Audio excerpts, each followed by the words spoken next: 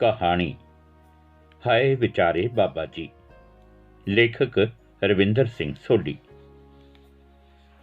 कई दिनों तो बाबा जी चुप ही रह रहे सन। किसी नाल भी बहुती गलबात नहीं सी करते। मिलन आए श्रद्धालुआं नूं भी घट ही दर्शन दिंदे। उन्हां दे चेले हैरान सन कि बाबा जी नूं हो की गया है। उन्हां दे खास चेले ने भी 2-4 वार उन्हां तो पुछण दी कोशिश की, पर बाबा जी चुप ही रहे। डॉक्टर भी रोजाना आउंदा, ब्लड प्रैशर ठीक सी, होर कई टैसट भी करवाए, सब कुछ ठीक सी। डॉक्टर भी हैरान सी कि सरीरक बीमारी तो कोई लगदी नहीं। सवेर शाम उन्हां दी सैर दा सिलसिला जारी सी। सैर लई ओह कल्ले ही जांदे। सैर डेरे दे अंदर ही खुली जगह ते करदे, पर सरकार वालों मिले 4 बॉडीगार्ड उन्हां दे नाल ही हुंदे, 2 अगे ते 2 पिछे। डेरे विच ही बने गुरु घर विच ਉਹ ਦੋਵੇਂ ਸਮਾਂ ਮੱਥਾ ਟੇਕਣ ਜ਼ਰੂਰ ਜਾਂਦੇ। ਸਾਜਰੇ 5 ਬਾਣੀਆਂ ਦੇ ਪਾਠ ਸਮੇਂ ਤੇ ਸ਼ਾਮ ਨੂੰ ਰਹਿਰਾਸ ਸਾਹਿਬ ਤੋਂ ਲੈ ਕੇ ਸੁਖ ਆਸਨ ਤੱਕ ਗੁਰੂ ਘਰ ਵਿੱਚ ਹੀ ਰਹਿੰਦੇ। ਉਹਨਾਂ ਦੇ ਚਿਹਰੇ ਤੇ ਚਿੰਤਾ ਦੀਆਂ ਲਕੀਰਾਂ ਸਾਫ਼ ਦਿਖਾਈ ਦਿੰਦੀਆਂ। ਖੁਰਾਕ ਵੀ ਕੁਝ ਘੱਟ ਹੀ ਲੈ ਰਹੇ ਸਨ। ਡਾਕਟਰ ਵੱਲੋਂ ਦੱਸੇ ਗਏ ਫਲ ਵੀ ਕਈ ਵਾਰ ਅੱਧੇ ਹੀ ਛੱਡ ਦਿੰਦੇ। ਇੱਕ ਦਿਨ ਦੁਪਹਿਰ ਸਮੇਂ ਉਹ ਆਪਣੀ ਰਿਹਾਇਸ਼ ਦੇ ਬਰਾਂਡੇ ਵਿੱਚ ਕੁਰਸੀ ਤੇ ਬੈਠੇ ਅਖਬਾਰ ਪੜ੍ਹ ਰਹੇ ਸਨ। 2 ਬॉडीगार्ड ਬਰਾਂਡੇ ਦੇ ਸਾਹਮਣੇ ਵਾਲੇ ਲਾਉਣ ਵਿੱਚ ਖੜੇ ਸਨ ਤੇ ਇੱਕ ਸੱਜੇ ਤੇ ਖੱਬੇ ਹਿੱਸੇ ਦੇ ਲਾਉਣ ਵੱਲ। ਕੁਝ ਦੇਰ ਬਾਅਦ ਇੱਕ ਵੱਡੀ ਗੱਡੀ ਬਾਬਾ ਜੀ ਦੀ ਰਿਹਾਇਸ਼ ਦੇ ਵੱਡੇ ਗੇਟ ਕੋਲ ਆ ਕੇ ਰੁਕੀ। ਮੂਹਰਲੇ ਲਾਉਣ ਵਿੱਚ ਖੜੇ ਦੋਵੇਂ ਹੀ ਬॉडीगार्ड ਇੱਕਦਮ ਵੱਡੇ ਦਰਵਾਜ਼ੇ ਵੱਲ ਵੇਖਣ ਲੱਗੇ। ਦੂਜੇ 2 ਬॉडीगार्ड ਬਾਬਾ ਜੀ ਦੇ ਨੇੜੇ ਆ ਗਏ। ਗੱਡੀ ਵਿੱਚੋਂ ਇੱਕ ਅੱਧ-ਘੜ ਉਮਰ ਦਾ ਆਦਮੀ ਬਾਹਰ ਆਇਆ। ਉਸਦੇ ਗੋਡਿਆਂ ਤੱਕ ਲੰਮਾ ਕੋਟ ਪਾਇਆ ਹੋਇਆ ਸੀ। ਉਸਦੇ ਪਹਿਰਾਵੇ ਤੋਂ ਲੱਗ ਰਿਹਾ ਸੀ ਕਿ ਉਹ ਕਿਸੇ ਬਾਹਰਲੇ ਮੁਲਕ ਤੋਂ ਆਇਆ ਹੈ। ਉਸਨੇ ਗੇਟ ਤੇ ਖੜੇ ਸੇਵਾਦਾਰ ਨੂੰ ਕੁਝ ਕਿਹਾ। ਸੇਵਾਦਾਰ ਨੇ ਗੇਟ ਵਿੱਚ ਬਣੀ ਛੋਟੀ ਜਿਹੀ ਖਿੜਕੀ ਖੋਲ੍ਹ ਕੇ ਇੱਕ ਬॉडीगार्ड ਨੂੰ ਆਪਣੇ ਕੋਲ ਬੁਲਾ ਕੇ ਬਾਬਾ ਜੀ ਲਈ ਸੁਨੇਹਾ ਦੇ ਦਿੱਤਾ। ਬॉडीगार्ड ਨੇ ਬੜੇ ਸਤਿਕਾਰ ਨਾਲ ਬਾਬਾ ਜੀ ਨੂੰ ਆਉਣ ਵਾਲੇ ਸੰਬੰਧੀ ਬਾਰੇ ਦੱਸਿਆ।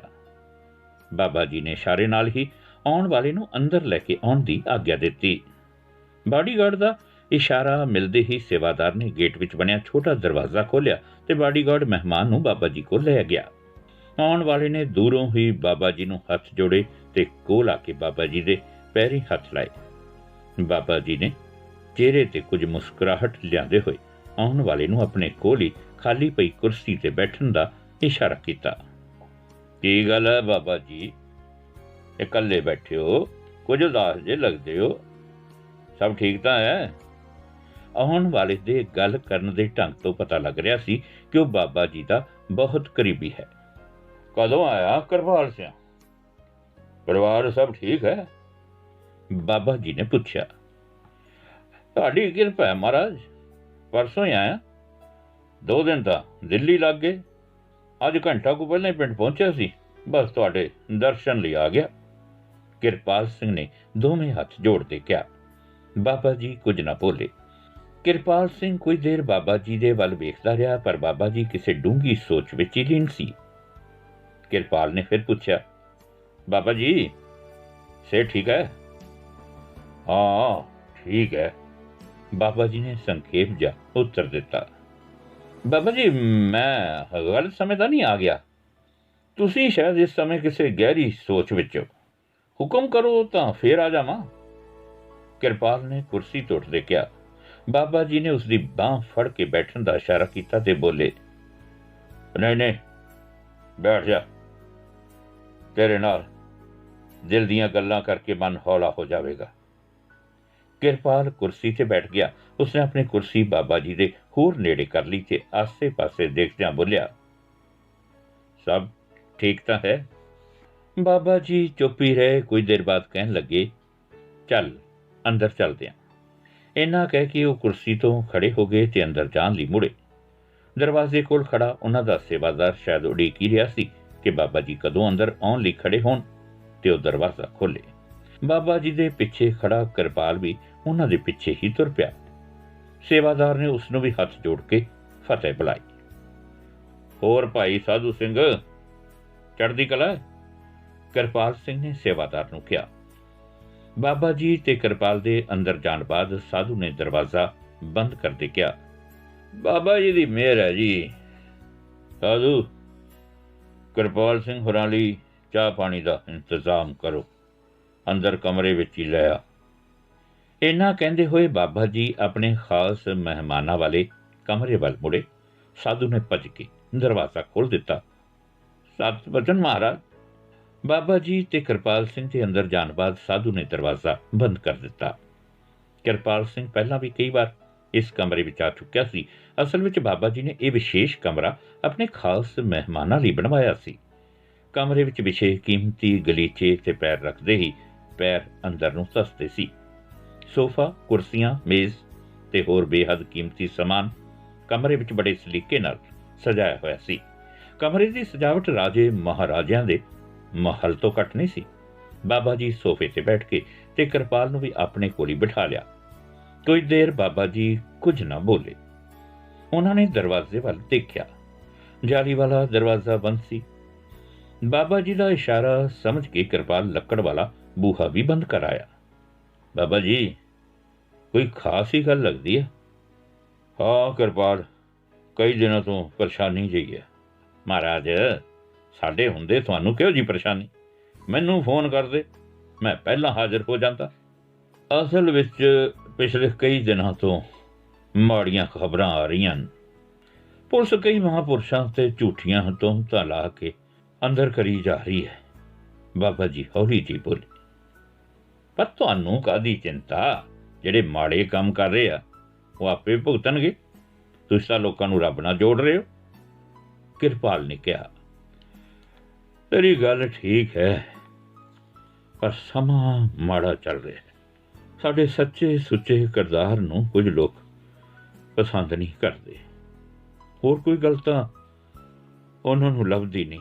ਇਹੋ ਗੱਲ ਉਡਾਈ ਜਾ ਰਹੀ ਹੈ ਕਿ ਅਸੀਂ ਭੋਲੇ ਭਾਲੇ ਲੋਕਾਂ ਨੂੰ ਗੁੰਮਰਾਹ ਕਰ ਰਹੇ ਹਾਂ।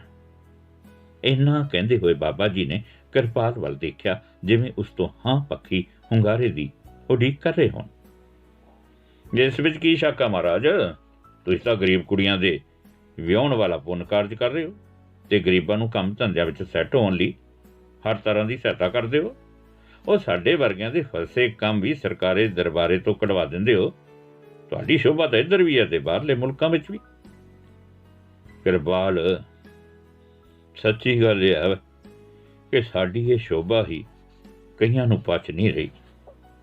ਬਾਬਾ ਜੀ, ਮੇਰੇ ਵਰਗੇ 2-4 ਚੇਲਿਆਂ ਤੇ ਤੁਹਾਡੀ ਖਾਸ ਕਿਰਪਾ ਦ੍ਰਿਸ਼ਟੀ ਰਹਿੰਦੀ ਹੈ। ਅਸੀਂ ਤੁਹਾਡੇ ਲਈ ਕੁਝ ਵੀ ਕਰਨ ਨੂੰ ਤਿਆਰ ਹਾਂ। ਜੇ ਚਾਹੋ ਤਾਂ ਕੁਝ ਸਮੇਂ ਲਈ ਮੇਰੇ ਕੋਲ ਅਮਰੀਕਾ ਆ ਜਾਓ, ਉਧਰਲੀ ਸੰਗਤ ਨੂੰ ਵੀ ਨਿਹਾਲ ਕਰੋ। ਕਿਰਪਾਲ ਨੇ ਬਾਬਾ ਜੀ ਦੇ ਗੋਡੇ ਪਕੜਦੇ ਕਿਹਾ। ਮੈਨੂੰ ਕਿਸੇ ਗੱਲ ਦੀ ਚਿੰਤਾ ਨਹੀਂ ਕਿਰਪਾਲ। ਇਹ ਸਾਰਿਆਂ ਨੂੰ ਪਤਾ ਹੈ ਕਿ ਮੇਰੇ ਕਿਰਦਾਰ ਤੇ ਕੋਈ ਉਂਗਲ ਨਹੀਂ ਉਠਾ ਸਕਦਾ। ਮੈਂ ਸ਼ੁਰੂ ਤੋਂ ਹੀ ਬੀਬੀਆਂ ਤੋਂ ਮੁੱਠੀ ਚਾਪੀ ਕਰਵਾਉਣ ਤੋਂ ਦੂਰ ਰਿਹਾ। ਡੇਰੇ ਦੇ ਸੇਵਾਦਾਰਾਂ ਨੂੰ ਖਾਸ ਹਦਾਇਤ ਹੈ ਕਿ ਡੇਰੇ ਆਉਣ ਵਾਲੀਆਂ ਬੀਬੀਆਂ ਨਾਲ ਬਹੁਤੀ ਗੱਲਬਾਤ ਨਾ ਕੀਤੀ ਜਾਵੇ। ਮੇਰੇ ਕੋਲ ਵੀ ਬੀਬੀਆਂ ਆਪਣੇ ਪਰਿਵਾਰ ਵਾਲਿਆਂ ਨਾਲ ਹੀ ਆ ਸਕਦੀਆਂ। ਰਾਤ ਸਮੇਂ ਵੀ ਕਿਸੇ ਇਕੱਲੀ ਧੀਮੀ ਨੂੰ ਡੇਰੇ ਵਿੱਚ ਰਹਿਣ ਦੀ ਆਗਿਆ ਨਹੀਂ ਹੈ। ਪਰ ਇਸ ਤੋਂ ਬਾਅਦ ਬਾਬਾ ਜੀ ਚੁੱਪ ਕਰ ਗਏ। ਪਰ ਕੀ ਮਹਾਰਾਜ? ਕਿਰਪਾਲ ਨੇ ਸਵਾਲੀਆ ਨਜ਼ਰਾਂ ਨਾਲ ਬਾਬਾ ਜੀ ਵੱਲ ਵੇਖਿਆ। ਪਰ ਮੈਂ ਤੁਹਾਡੇ ਵਰਗੇ ਸ਼ਰਧਾਲੂਆਂ ਦਾ ਕੀ ਕਰਾਂ, ਜੋ ਇੰਨੀਆਂ ਮਹਿੰਗੀਆਂ ਚੀਜ਼ਾਂ ਮੇਰੇ ਲਈ ਲੈ ਆਉਂਦੇ ਹੋ। ਕਮਰੇ ਦੀਆਂ ਸਾਰੀਆਂ ਚੀਜ਼ਾਂ ਵੱਲ ਇਸ਼ਾਰਾ ਕਰਦੇ ਹੋਏ। ਇਹਨਾਂ ਵਿੱਚੋਂ ਇੱਕ ਚੀਜ਼ ਵੀ ਚੜਾਵੇ ਦੀ ਰਕਮ ਵਿੱਚੋਂ ਨਹੀਂ ਲਈ ਗਈ। ਜੇ ਇਹ ਚੀਜ਼ਾਂ ਤੁਹਾਡੇ ਵਰਗਿਆਂ ਤੋਂ ਪ੍ਰਵਾਨ ਨਹੀਂ ਕਰਦਾ ਤਾਂ ਤੁਸੀਂ ਨਾਰਾਜ਼ ਹੋ ਜਾਂਦੇ ਹੋ। ਇਹ ਸੋਫਾ ਅਖਰੋਟ ਦੀ ਲੱਕੜ ਦਾ ਹੈ।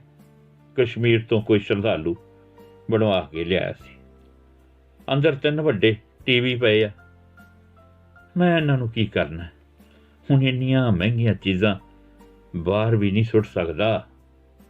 ਜੇ ਕੋਈ ਸਰਕਾਰੀ ਏਜੰਸੀ ਇਸ ਸਮਾਨ ਦੀ ਤਹਿਕੀਕਾਤ ਕਰੇ ਤਾਂ ਇਸ ਦੀ ਕੀਮਤ ਲੱਖਾਂ ਕਰੋੜਾਂ ਬਣਾ ਦੇਵੇ। ਇਲਜ਼ਾਮ ਮੇਰੇ ਤੇ ਆਵੇਗਾ ਕਿ ਬਾਬਾ ਐਸ਼ੋ ਆਰਾਮ ਦੀ ਜ਼ਿੰਦਗੀ ਬਤੀਤ ਕਰ ਰਿਹਾ। ਇੰਨਾ ਕਹਿ ਕੇ ਬਾਬਾ ਜੀ ਚੁੱਪ ਕਰ ਗਏ। ਥੋੜ੍ਹੀ ਦੇਰ ਬਾਅਦ ਕਹਿਣ ਲੱਗੇ, ਦੂਜੀ ਸਮੱਸਿਆ ਇਸ ਤੋਂ ਵੀ ਵੱਡੀ ਹੈ। ਬਾਬਾ ਜੀ ਨੇ ਗੱਲ ਵਿੱਚ ਹੀ ਛੱਡ ਦਿੱਤੀ।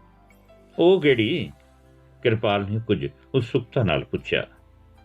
ਜਿਹੜਾ ਪੈਸਾ ਪਿਆ ਹੈ, ਉਸ ਦਾ ਕੀ ਕਰਾਂ? ਇੰਨੇ ਨੂੰ ਬਾਹਰੋਂ ਖੜਾ ਕੋਈ ਬਾਬਾ ਜੀ ਚੁੱਪ ਕਰ ਗਏ। ਸਾਧੂ ਚਾਹ ਲੈ ਕੇ ਆਇਆ ਸੀ। ਉਸਨੇ ਸੋਫੇ ਤੇ ਅੱਗੇ ਪਏ ਮੇਜ਼ ਤੇ ਸਾਰਾ ਸਮਾਨ ਰੱਖ ਦਿੱਤਾ। 25 ਕਰੋੜ ਤਾਂ ਹੋਵੇਗੀ। ਇਹ ਤਾਂ ਬਹੁਤੀ ਨਹੀਂ, ਕਿਰਪਾਲ ਨੇ ਹੱਸਦੇ ਹੋਏ ਕਿਹਾ। ਐਫਡੀਆਂ ਤੇ ਖਾਤਿਆਂ ਵਿੱਚ ਇਸ ਤੋਂ ਅਲੱਗ ਹੈ। ਤੇ ਤੁਹਾਡੇ ਨਾਂ? ਕਿਰਪਾਲ ਨੇ ਪ੍ਰਸ਼ਨ ਕੀਤਾ। ਨਾ ਨਾ, ਮੇਰੇ ਨਾਂ ਤਾਂ ਬੈਂਕ ਵਿੱਚ ਅਕਾਊਂਟ ਵੀ ਨਹੀਂ। ਉਹ ਫੇਰ ਕੋਈ ਡਰ ਨਹੀਂ। ਇਹ ਕਹਿੰਦੇ ਹੋਏ ਕਿਰਪਾਲ ਨੇ ਬਾਬਾ ਜੀ ਨੂੰ ਚਾਹ ਦਾ ਕੱਪ ਫੜਾਇਆ ਤੇ ਇੱਕ ਕੱਪ ਆਪ ਲੈ ਲਿਆ। ਨਾਲ ਕੀ ਲਓਗੇ? 2-3 ਪਲੇਟਾਂ ਵੱਲ ਇਸ਼ਾਰਾ ਕਰਦੇ ਕਿਰਪਾਲ ਨੇ ਪੁੱਛਿਆ। ਕੁਛ ਨਹੀਂ, ਤੂੰ ਲੈ। ਕਿਰਪਾਲ ਵੀ ਚਾਹ ਦਾ ਕੱਪ ਲੈ ਕੇ ਬਾਬਾ ਜੀ ਕੋਲ ਦੁਬਾਰਾ ਬੈਠ ਗਿਆ ਤੇ ਚਾਹ ਦੀ ਘੁੱਟ ਭਰਨ ਤੋਂ ਬਾਅਦ ਕਹਿਣ ਲੱਗਿਆ, ਬਾਬਾ ਜੀ, ਇਹ ਤਾਂ ਆਪਾਂ ਕਿਤੇ ਵੀ ਇਨਵੈਸਟ ਕਰ ਸਕਦੇ ਹਾਂ। ਕਿੱਥੇ? ਕੋਈ ਅਜਿਹਾ ਪ੍ਰੋਜੈਕਟ ਸ਼ੁਰੂ ਕਰਦੇ ਹਾਂ ਜਿਸ ਨਾਲ ਫਲ ਨਾਲੇ ਫਲੀਆਂ ਵਾਲੀ ਗੱਲ ਹੋਵੇ। ਮਸਲਨ? ਬਾਬਾ ਜੀ ਨੇ ਕਿਰਪਾਲ ਵੱਲ ਉਤਸੁਕਤਾ ਨਾਲ ਦੇਖਦੇ ਪੁੱਛਿਆ। ਤੁਸੀਂ ਪਹਿਲਾਂ ਚਾਹ ਪੀ ਲਓ, ਠੰਡੀ ਹੋ ਰਹੀ। ਬਾਬਾ ਜੀ ਨੇ ਕਾਲੀ ਕਾਲੀ ਚਾਹ ਦੀਆਂ 2-4 ਘੁੱਟਾਂ ਪੀ ਕੇ ਕੱਪ ਮੇਜ਼ ਤੇ ਰੱਖ ਦਿੱਤਾ। ਉਹਨਾਂ ਨੂੰ ਇਹ ਜਾਣਨ ਦੀ ਛੇਤੀ ਸੀ ਕਿ ਕਿਰਪਾਲ ਕੋਲ ਅਜਿਹੀ ਕਿਹੜੀ ਸਕੀਮ ਹੈ ਜਿਸ ਨਾਲ ਉਹਨਾਂ ਦੀ ਮੁਸ਼ਕਲ ਹੱਲ ਹੋ ਜਾਵੇਗੀ। ਕਿਰਪਾਲ ਨੇ ਵੀ ਚਾਹ ਖਤਮ ਕਰਕੇ ਕੱਪ ਮੇਜ਼ ਤੇ ਰੱਖ ਦਿੱਤਾ ਤੇ ਕਹਿਣ ਲੱਗਿਆ, ਡੇਰੇ ਦੀ ਆਮਦਨ ਨਾਲ ਗਰੀਬਾਂ ਦਾ ਭਲਾ ਕਰਨ ਲਈ ਇੱਕ ਸੁਪਰ ਮਾਰਕੀਟ ਦੀ ਉਸਾਰੀ ਸ਼ੁਰੂ ਕਰਵਾ ਦਿਓ। ਕਿੱਥੇ? ਡੇਰੇ ਦੇ ਕੋਲ? ਬਾਬਾ ਜੀ ਨੇ ਹੈਰਾਨੀ ਨਾਲ ਪੁੱਛਿਆ। ਨਾ ਨਾ, ਸ਼ਹਿਰ 'ਚ। ਬਾਬਾ ਜੀ ਕੁਝ ਨਹੀਂ ਬੋਲੇ। ਕਿਰਪਾਲ ਨੇ ਆਪਣੀ ਗੱਲ ਜਾਰੀ ਰੱਖੀ।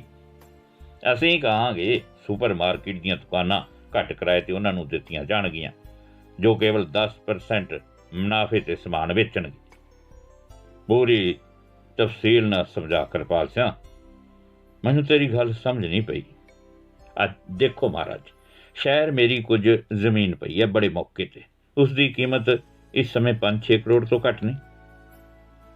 ਜਿਸ ਦਾ ਮਤਲਬ ਤੂੰ ਆਪਣੀ ਜ਼ਮੀਨ ਡੇਰੇ ਨੂੰ ਵੇਚਣੀ ਚਾਹੁੰਦਾ? ਬਾਬਾ ਜੀ ਨੇ ਹੱਸ ਕੇ ਕਿਹਾ। ਉਹ ਨਹੀਂ ਬਾਬਾ ਜੀ, ਤੁਹਾਡੇ ਨਾਲ ਜਾਂ ਡੇਰੇ ਨਾਲ ਮੈਂ ਸੌਦੇਬਾਜ਼ੀ ਨਹੀਂ ਕਰ ਸਕਦਾ। ਇਹ ਤਾਂ ਤੁਹਾਡਾ ਨਗਦ ਪੈਸਾ ਕਿਸੇ ਲੇਖੇ ਲਾਉਣ ਲਈ ਹੈ। ਤੁਸੀਂ ਭਾਵੇਂ ਮੇਰੀ ਜ਼ਮੀਨ ਦਾ ਪੈਸਾ ਵੀ ਨਾ ਦਿਓ, ਪਰ ਕਾਗਜ਼ਾਂ ਵਿੱਚ ਆਪਾਂ ਇਹ 7-8 ਕਰੋੜ ਦੀ ਵੇਚਾਂਗੇ। ਬਾਕੀ ਪੈਸਾ ਮੈਂ ਡੇਰੇ ਦੇ ਨਾਂ ਅਮਰੀਕਾ ਤੋਂ ਭੇਜ ਦਿਆਂਗਾ। ਬਾਕੀ ਰਕਮ ਅਸੀਂ ਸੁਪਰ ਮਾਰਕੀਟ ਦੀ ਕੰਸਟਰਕਸ਼ਨ ਦਾ ਖਰਚਾ ਦਿਖਾ ਦਿਆਂਗੇ।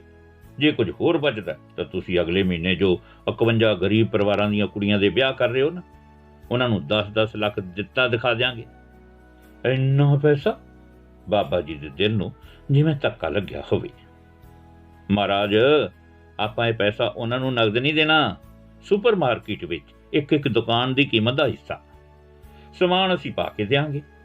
ਉਹਦਾ ਤਨਖਾਹ ਤੇ ਹੀ ਕੰਮ ਕਰਨਗੇ। ਇੱਕ ਗੱਲ ਹੋਰ, ਆ ਜਿਹੜੀ ਰਕਮ ਤੁਹਾਡੇ ਕੋਲ ਪਈ ਹੈ ਉਸ ਵਿੱਚੋਂ ਕੁਝ ਆਪਾਂ ਇਹ ਵਿਆਹ ਵਾਲੇ ਸਮਾਗਮ ਤੋਂ ਬਾਅਦ ਬੈਂਕ ਵਿੱਚ ਜਮ੍ਹਾਂ ਕਰਵਾ ਦਿਆਂਗੇ ਕਿ ਸੰਗਤਾਂ ਦਾ ਚੜਾਵਾ ਹੈ। ਇਹ ਕਹਿੰਦੇ ਹੋਏ ਉਸਨੇ ਬਾਬਾ ਜੀ ਵੱਲ ਦੇਖਿਆ ਜਿਵੇਂ ਉਹਨਾਂ ਤੋਂ ਸ਼ਾਬਾਸ਼ੀ ਲੈਣੀ ਚਾਹੁੰਦਾ ਹੋਵੇ। ਕਿਰਪਾਲ ਦੀ ਸਾਰੀ ਗੱਲ ਸਮਝ ਕੇ ਬਾਬਾ ਜੀ ਦੇ ਚਿਹਰੇ ਤੇ ਰੌਣਕ ਆ ਗਈ। ਉਹ ਕਿਰਪਾਲ ਦੀ ਪਿੱਠ ਤੇ ਥਾਪੜਾ ਦਿੰਦੇ ਕਹਿਣ ਲੱਗੇ, ਵਾਰੇ ਜਾਈਏ ਤੇਰੇ ਦਿਮਾਗ ਦੇ, ਤਾਂ ਹੀ ਅਮਰੀਕਾ ਵਿੱਚ ਗੋਰਿਆਂ ਨੂੰ ਅੱਗੇ ਲਾ ਕੇ ਰੱਖਿਆ। ਕਿਰਪਾਲ ਨੇ ਖੁਸ਼ ਹੋ ਕੇ ਬਾਬਾ ਜੀ ਦੇ ਗੋਡੇ ਹੱਥ ਲਾਉਂਦੇ ਕਿਹਾ, ਬਾਬਾ ਜੀ, ਤੁਹਾਡੀ ਕਿਰਪਾ ਦ੍ਰਿਸ਼ਟੀ ਚਾਹੀਦੀ ਹੈ। ਇੱਕ ਕੰਮ ਹੋਰ ਕਰਨਾ। ਬਾਬਾ ਜੀ ਨੇ ਕਿਰਪਾਲ ਦੇ ਚਿਹਰੇ ਵੱਲ ਦੇਖਿਆ ਤਾਂ ਸਹੀ, ਪਰ ਬੋਲੇ ਕੁਝ ਨਾ। ਜਦੋਂ ਇਹ ਵਿਆਹਾਂ ਵਾਲਾ ਕੰਮ ਹੋ ਗਿਆ ਤਾਂ ਉਸੇ ਦਿਨ ਸੁਪਰ ਮਾਰਕੀਟ ਵਾਲੀ ਸਕੀਮ ਦਾ ਐਲਾਨ ਕਰਨਾ ਹੈ। ਇਹ ਵੀ ਕਹਿ ਦੇਣਾ ਕਿ ਇਸ ਪ੍ਰੋਜੈਕਟ ਦਾ ਸਾਰਾ ਖਰਚਾ ਸੰਗਤ ਦੇ ਚੜਾਵੇ ਵਿੱਚੋਂ ਕੀਤਾ ਜਾ ਰਿਹਾ। ਸੰਗਤਾਂ ਦੀ ਇਹ ਅਮਾਨਤ ਸਾਡੇ ਕੋਲ ਸਾਂਭੀ ਪਈ ਸੀ। ਹੁਣ ਇਹ ਅਮਾਨਤ ਆਮ ਲੋਕਾਂ ਦੇ ਭਲੇ ਲਈ ਖਰਚੀ ਜਾ ਰਹੀ ਹੈ। ਸੁਪਰ ਮਾਰਕੀਟ ਵਿੱਚੋਂ ਸਭ ਨੂੰ ਸਸਤਾ ਤੇ ਸਾਫ਼ ਸੁਥਰਾ ਸਮਾਨ ਮਿਲੇਗਾ। ਇਸ ਕੰਮ ਲਈ ਸੰਗਤਾਂ ਨੂੰ ਹੋਰ ਚੜਾਵਾ ਦੇਣ ਦੀ ਜ਼ਰੂਰਤ ਨਹੀਂ। ਕਿਰਪਾਲ ਨੇ ਇਹ ਗੱਲ ਬੜੀ ਘੋਟ ਕੇ ਕਹੀ। ਬਾਬਾ ਜੀ, ਇਹ ਸੁਣ ਕੇ ਸ਼ਰਧਾਲੂ ਚੜਾਵਾ ਜ਼ਰੂਰ ਚੜਾਉਣਗੇ ਤੇ ਨਾਲੇ ਇਹ ਖਬਰਾਂ ਮੀਡੀਆ ਵਿੱਚ ਵੀ ਆ ਜਾਣਗੀਆਂ ਕਿ ਬਾਬਾ ਜੀ ਡੇਰੇ ਦਾ ਪੈਸਾ ਲੋਕਾਂ ਲਈ ਹੀ ਖਰਚ ਕਰ ਰਹੇ। ਇਸ ਤਰ੍ਹਾਂ ਕੋਈ ਸਰਕਾਰੀ ਏਜੰਸੀ ਛੇਤੀ ਕਿਤੇ ਡੇਰੇ ਵੱਲ ਮੂੰਹ ਨਹੀਂ ਕਰਨ ਲੱਗੀ। ਜਿਹੜੇ ਤੁਹਾਡੇ ਵਿਰੁੱਧ ਵੀ ਬੋਲਦੇ ਆ ਨਾ, ਉਹ ਵੀ ਚੁੱਪ ਕਰ ਜਾਣਗੇ। ਆਪਾਂ ਜਲਦੀ ਜਲਦੀ ਜ਼ਮੀਨ ਦੀ ਰਜਿਸਟਰੀ ਦਾ ਕੰਮ ਵੀ ਕਰ ਲੈਂਦੇ ਆ, ਸੁਪਰ ਮਾਰਕੀਟ ਦਾ ਨਕਸ਼ਾ ਵੀ ਬਣਵਾ ਕੇ ਪਾਸ ਕਰਵਾ ਲੈਂਦੇ ਆ, ਤਾਂ ਜੋ ਜਿੰਨੀ ਜਲਦੀ ਹੋ ਸਕੇ ਉਸਾਰੀ ਦਾ ਕੰਮ ਸ਼ੁਰੂ ਹੋ ਸਕੇ। ਕਿਰਪਾਲ ਨੇ ਆਪਣੀ ਸਕੀਮ ਦੇ ਪੂਰੇ ਭੇਦ ਖੋਲ੍ਹਦੇ ਹੋਏ ਕਿਹਾ, ਤੇਰੀਆਂ ਗੱਲਾਂ ਮੈਨੂੰ ਜੱਚ ਗਈਆਂ। ਬਾਬਾ ਜੀ ਨੇ ਪਲੇਟ ਵਿੱਚੋਂ ਕੁਝ ਬਦਾਮ ਚੁੱਕ ਕੇ ਮੂੰਹ ਵਿੱਚ ਪਾਉਂਦੇ ਕਿਹਾ। ਫਿਰ ਅਚਾਨਕ ਜਿਵੇਂ ਉਹਨਾਂ ਨੂੰ ਕੋਈ ਗੱਲ ਯਾਦ ਆ ਗਈ ਹੋਵੇ, ਇਸ ਸਮਾਨ ਦਾ ਕੀ ਕਰੀਏ? ਇਸ ਦਾ ਇਲਾਜ ਵੀ ਸੋਚ ਲਿਆ। ਬਾਬਾ ਜੀ ਨੇ ਸਵਾਲੀਆ ਨਜ਼ਰਾਂ ਨਾਲ ਉਸ ਵੱਲ ਦੇਖਿਆ।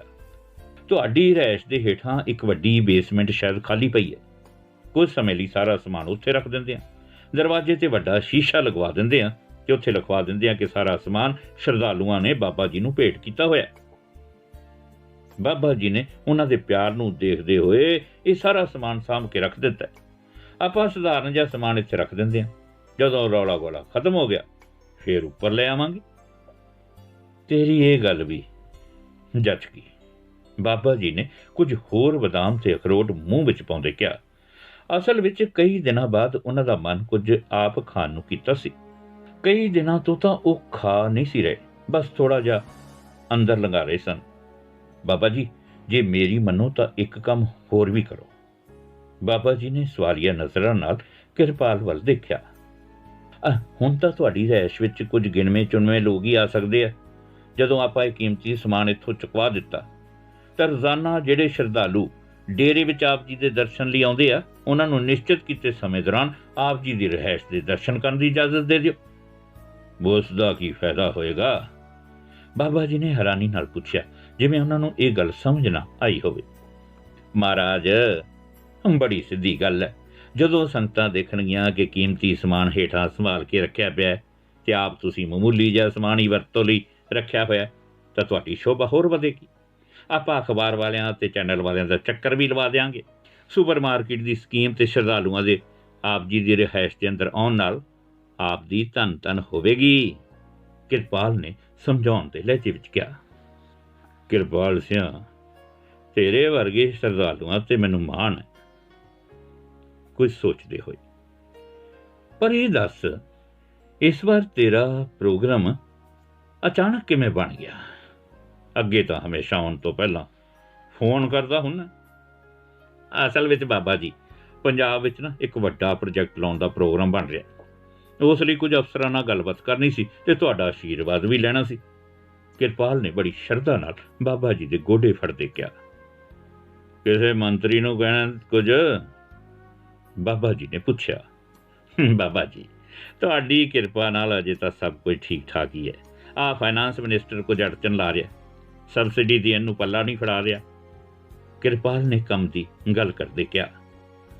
ਓਏ, ਉਹ ਤਾਂ ਮੇਰੇ ਕੋਲ ਪਰਸੋਂ ਨੂੰ ਆ ਰਿਹਾ, ਤੂੰ ਵੀ ਆ ਜਾਵੀਂ, ਤੇਰੇ ਸਾਹਮਣੇ ਹੀ ਕਹਿ ਦਿਆਂਗਾ। ਬਾਬਾ ਜੀ ਨੇ ਕਿਰਪਾਲ ਨੂੰ ਹੌਸਲਾ ਦਿੰਦੇ ਕਿਹਾ। ਕਿਰਪਾਲ ਕੁਝ ਸੋਚਦੇ ਹੋਏ ਕਹਿਣ ਲੱਗਿਆ, ਅਜੇ ਤਾਂ ਤੁਸੀਂ ਉਸ ਦੇ ਕੰਨਾਂ ਵਿੱਚੋਂ ਕੱਢ ਦਿਓ, ਉਸ ਨੂੰ ਸਾਰਾ ਕੇਸ ਯਾਦ ਹੈ।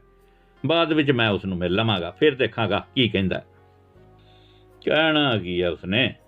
ਉਸ ਦਾ ਕੰਨ ਫੜ ਕੇ ਤੇਰਾ ਕੰਮ ਕਰਵਾਵਾਂਗਾ। ਤੇਰਾ ਕੰਮ ਨਹੀਂ ਹੋਊ ਤਾਂ ਹੋਰ ਕਿਸ ਦਾ ਹੋਊ? ਕਿਰਪਾਲ ਨੇ ਉੱਠਦੇ ਹੋਏ ਬਾਬਾ ਜੀ ਦੇ ਪੈਰੀਂ ਹੱਥ ਲਾਉਂਦੇ ਕਿਹਾ। ਮਹਾਰਾਜ, ਤੁਹਾਡਾ ਤਾਂ ਸਾਨੂੰ ਰੱਬ ਵਰਗਾ ਆਸਰਾ ਹੀ ਨਹੀਂ, ਤੁਸੀਂ ਤਾਂ ਸਾਡੇ ਲਈ ਰੱਬ ਹੋ ਰੱਬ। ਜੇ ਫਾਈਨਾਂਸ ਮਿਨਿਸਟਰ ਬਣ ਗਿਆ ਫਿਰ ਕਿਸੇ ਨੇ ਆਪਣੇ ਕੰਮ ਵਿੱਚ ਰੋੜਾ ਨਹੀਂ ਅਟਕਾਉਣਾ। ਕਿਰਪਾਲ, ਇੱਕ ਗੱਲ ਯਾਦ ਰੱਖ, ਸਾਡੇ ਬੈਠੇ ਤੁਹਾਡੇ ਕੰਮ ਵਿੱਚ ਕੋਈ ਰੁਕਾਵਟ ਨਹੀਂ ਆ ਸਕਦੀ। ਇਹ ਮੰਤਰੀ ਸੰਤਰੀ ਆਪਣੇ ਤੋਂ ਬਾਹਰ ਨਹੀਂ ਜਾ ਸਕਦੇ। ਤੂੰ ਬੇਫਿਕਰ ਹੋ ਜਾ, ਉਹ ਆਪ ਫੋਨ ਕਰਕੇ ਤੈਨੂੰ ਬੁਲਾਏਗਾ। ਬਾਬਾ ਜੀ ਨੇ ਖੜੇ ਹੋ ਕੇ ਉਸ ਦੀ ਪਿੱਠ ਤੇ ਹੱਥ ਫੇਰਦੇ ਕਿਹਾ। ਥੋੜ੍ਹੇ ਦਿਨਾਂ ਵਿੱਚ ਹੀ ਬਾਬਾ ਜੀ ਦੀ ਰਿਹਾਇਸ਼ ਦੀ ਸਜਾਵਟ, ਜਿਹੜੀ ਪਹਿਲਾਂ ਮਹਿਲਾਂ ਵਰਗੀ ਸੀ, ਉਹ ਸਧਾਰਨ ਜੇ ਘਰ ਵਰਗੀ ਬਣਾ ਦਿੱਤੀ ਗਈ। ਬਾਬਾ ਜੀ ਨੇ 51 ਕੁੜੀਆਂ ਦੇ ਵਿਆਹ ਮੌਕੇ ਹਰ ਵਿਆਹੇ ਜੋੜੇ ਨੂੰ 1-1 ਲੱਖ ਰੁਪਏ ਨਗਦ ਦਿੱਤੇ ਤੇ 10 ਲੱਖ ਸੁਪਰ ਮਾਰਕੀਟ ਵਿੱਚ ਦੁਕਾਨ ਦੀ ਹਿੱਸੇਦਾਰੀ ਦੇ ਤੌਰ ਤੇ ਐਲਾਨ ਕਰ ਦਿੱਤਾ। ਬਾਬਾ ਜੀ ਨੇ ਇਹ ਵੀ ਦੱਸ ਦਿੱਤਾ ਕਿ ਸੁਪਰ ਮਾਰਕੀਟ ਤੇ ਹੋਣ ਵਾਲਾ ਖਰਚਾ ਸੰਗਤਾਂ ਵੱਲੋਂ ਭੇਟਾ ਕੀਤੇ ਜਾ ਚੁੱਕੇ ਚੜਾਵੇ ਵਿੱਚੋਂ ਕੀਤਾ ਜਾ ਰਿਹਾ ਹੈ। ਇਸ ਕੰਮ ਲਈ ਸੰਗਤਾਂ ਹੋਰ ਚੜਾਵਾ ਨਾ ਚੜਾਉਣ। ਉਹਨਾਂ ਨੇ ਇਹ ਵੀ ਦੱਸਿਆ ਕਿ ਰੋਜ਼ਾਨਾ ਡੇਰੇ ਵਿੱਚ ਜੋ ਸੰਗਤਾਂ ਆਉਂਦੀਆਂ ਨੇ ਉਹਨਾਂ ਨੂੰ ਦਿਨ ਵਿੱਚ ਇੱਕ ਵਾਰ ਉਹਨਾਂ ਦੀ ਕੁਟੀਆ ਵਿੱਚ ਜਾਣ ਦੀ ਆਗਿਆ ਹੋਵੇਗੀ। ਸ਼ਰਧਾਲੂ ਬਾਬਾ ਜੀ ਦੀ ਪਵਿੱਤਰ ਕੁਟੀਆ ਦੇ ਦਰਸ਼ਨ ਕਰਕੇ ਨਿਹਾਲ ਹੋਣ ਲੱਗੇ। ਕੁਟੀਆ ਦੇ ਹੇਠਾਂ ਬਣੀ ਬੇਸਮੈਂਟ ਵਿੱਚ ਕੀਮਤੀ ਸਮਾਨ ਪਿਆ ਦੇਖ ਬਾਬਾ ਜੀ ਦੇ ਸ਼ਰਧਾਲੂ ਧੰਨ ਹੋ ਗਏ। ਬੋਰਡ ਉੱਤੇ ਇਹ ਵੀ ਲਿਖਿਆ ਹੋਇਆ ਸੀ ਕਿ ਸੰਗਤਾਂ ਨੂੰ ਬੇਨਤੀ ਹੈ ਕਿ ਅੱਗੇ ਤੋਂ ਕੋਈ ਵੀ ਕੀਮਤੀ ਸਮਾਨ ਬਾਬਾ ਜੀ ਦੀ ਵਰਤੋਂ ਲਈ ਨਾ ਲਿਆਂਦਾ ਜਾਵੇ। ਸ਼ਰਧਾਲੂ ਕੀਮਤੀ ਸਮਾਨ ਨੂੰ ਹੀ ਮਾਇਆ ਦਾ ਮੱਥਾ ਟੇਕਣ ਲੱਗੇ। ਕੁਟੀਆ ਤੋਂ ਬਾਹਰ ਆ ਰਹੇ ਮਰਦ ਇੱਕ ਦੂਜੇ ਨੂੰ ਕਹਿੰਦੇ, ਆਪਣਾ ਬਾਬਾ ਜੀ ਤੋਂ ਵੱਡਾ ਹੋਰ ਕਿਹੜਾ ਰੱਬ ਹੋਊ। ਬੀਬੀਆਂ ਦੀਆਂ ਅੱਖਾਂ ਹੰਝੂਆਂ ਨਾਲ ਭਰੀਆਂ ਹੁੰਦੀਆਂ ਤੇ ਪਰੜਾਈ ਆਵਾਜ਼ ਵਿੱਚ ਕਹਿੰਦੀਆਂ, ਹਾਏ ਵਿਚਾਰੇ ਬਾਬਾ ਜੀ, ਸਭ ਕੁਝ ਹੁੰਦੇ ਹੋਏ ਵੀ ਕਿਵੇਂ ਆਮ ਆਦਮੀਆਂ ਵਰਗੀ ਜ਼ਿੰਦਗੀ ਜੀ ਰਹੇ ਨੇ। ਸਾਦਾ ਰਹਿਣਾ ਤਾਂ ਕੋਈ ਇਹਨਾਂ ਤੋਂ ਸਿੱਖੇ।